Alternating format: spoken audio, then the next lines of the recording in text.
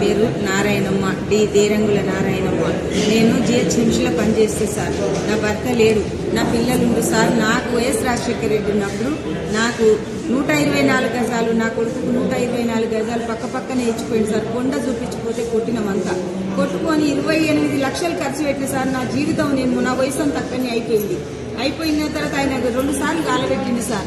2 current మీటర్లు వీకేసిండు, నల్ల వీకేసిండు, ration card cut చేసిండు, ఏమి లేకుండా చేసిండు సార్. అన్ని ఎవిడెన్స్లు నాకు ఆ స్థలం మీదనే ఉన్నాయి సార్. ఆ ఇంటి నెంబర్ మీదనే ఓట్లు వేస్తున్నా, ఆ ఇంటి నెంబర్ మీదనే అన్ని ఉన్నాయి. నాది వినాయక నగర్ సార్, నా బిడ్డది బాలరెడ్డి నగర్ లో ఉన్న నా బిడ్డ మీద కూడా ఈ రకంగా ఆగమాగం చేస్తుండు సార్. స్వెటర్ వేసుకొని ఇస్తలేడు.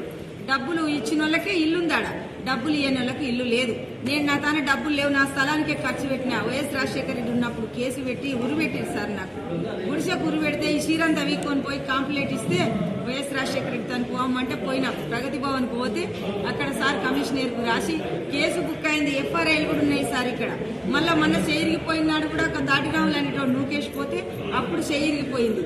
ఆ రకంగా మళ్ళీ పోయి కొంచెం సాఫ్ చేసుకుందామని పోతే నన్ను ఏం చేస్తావని చెప్పి పూజ చేసుకుంటున్నా సార్. పూజ చేసుకునే దాని మీద నిన్నరాకమన్నారు 3 రోజుల కింద కేసు పెట్టి మన అనితారెడ్డి ఎంఆర్ఓ, సేక్పేట ఎంఆర్ఓ నరసింగరావు ప్రోద్బలం చూసుకొని బస్తీల లీడర్లు అంతా దొంగ లీడర్ల పేర్లు చెప్తే బాగోదు.